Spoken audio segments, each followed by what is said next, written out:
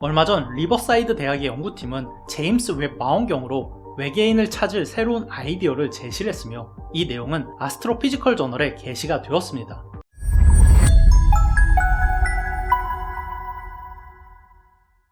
각종 영화나 소설에서는 지구 밖에 있는 외계인을 생각보다 쉽게 찾는 것으로 묘사가 됩니다.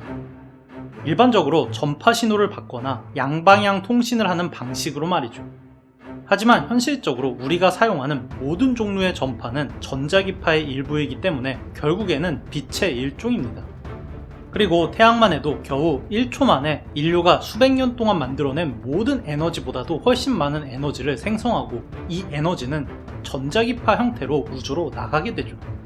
그리고 이런 전자기파들은 고작 인간이 만든 미약한 전파와는 비교도 안 되기 때문에 실제로는 삼체에서처럼 우리의 전파를 1억 배 강하게 만들어줄 가상의 방법이 존재하지 않는 이상 여러 개의 항성들이 만들어낸 전파 때문에 감지도 불가능합니다.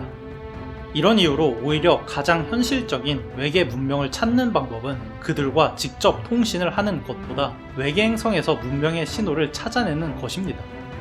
예를 들어서 지구 같은 경우엔 산업혁명 이전에 비해서 이산화탄소 농도나 기후변화가 비교도 할 수 없을 정도로 빠르게 변하고 있는데 이러한 징후를 포착하는 방법이죠.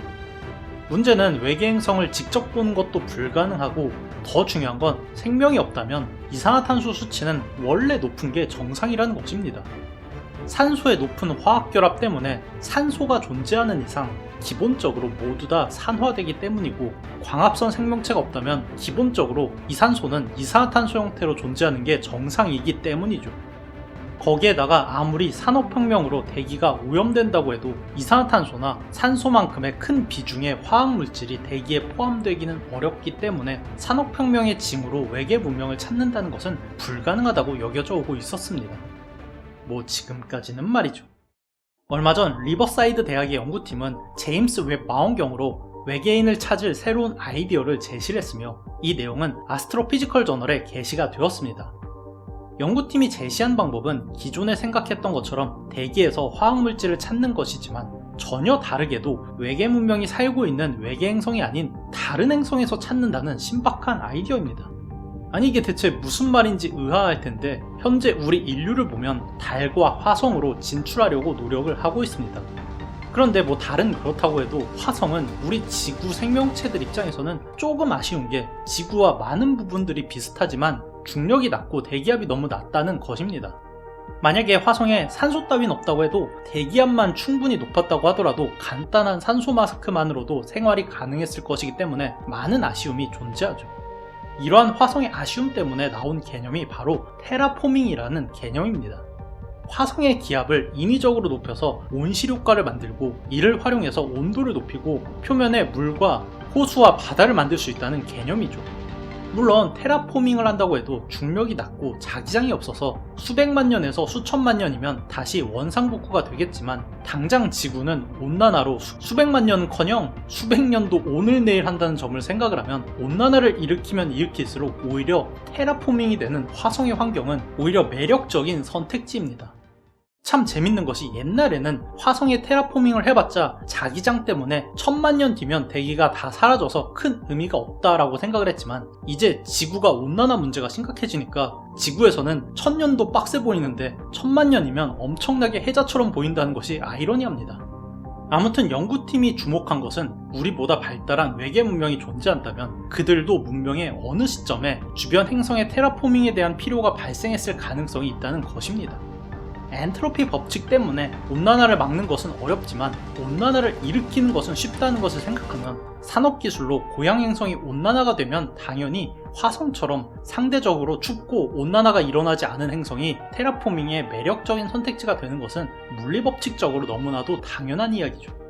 화성을 테라포밍하기 위해서 온난화를 일으키려면 단순히 지구처럼 이산화탄소를 높여도 되긴 하지만 더 쉬운 방법이 있습니다. 바로 자연적으로는 대량으로 만들어질 수가 없는 인공적인 화학물질을 이용하는 것이죠. 실험적으로 강력한 온실효과를 만들어내는 불소 황화합물을 이용하면 되는데 지구에서는 이런 화합물의 엄청난 온실효과 때문에 대기 배출이 매우 엄격하게 금지가 되어 있습니다. 이게 어느 정도냐면 예를 들어서 육불화학의 온실효과는 이산화탄소보다 무려 23,500배나 높은 수준으로 만약에 화성에 육불 화항을 대량으로 만들어내는 공장을 만들면 우리 상상 이상으로 빠르게 화성을 뜨겁게 만들 수가 있습니다. 이번에 연구팀은 육불 화항 같은 매우 인공적인 화학물이 대기에 높은 농도로 존재하고 외계 행성의 통과 스펙트럼을 얻을 수가 있다면 제임스 웹 망원경으로 이 사실을 알 수가 있다는 점에 주목을 했습니다. 한마디로 외계 문명의 행성을 발견하는 게 아니라 테라포밍이 된 행성을 발견한다는 게 훨씬 더 쉽다는 것이죠. 이론적으로 이런 화학물은 이산화탄소와 다르게 자연적으로 생겨나지도 않을 뿐더러 스펙트럼적으로 존재를 한다면 매우 잘 검출이 되게 됩니다. 때문에 검출 즉시 외계 문명의 징후 외에는 설명할 방법이 없으므로 외계 문명의 존재가 입증이 될 뿐 아니라 강력한 자외선 흡수 능력 때문에 더 쉽게 탐지된다는 것도 장점이죠. 외계 문명의 징후를 찾기 위해서 그들의 행성이 아닌 테라포밍이 된 행성을 찾는다는 아이디어라는 점에서 굉장히 재미있는 연구입니다.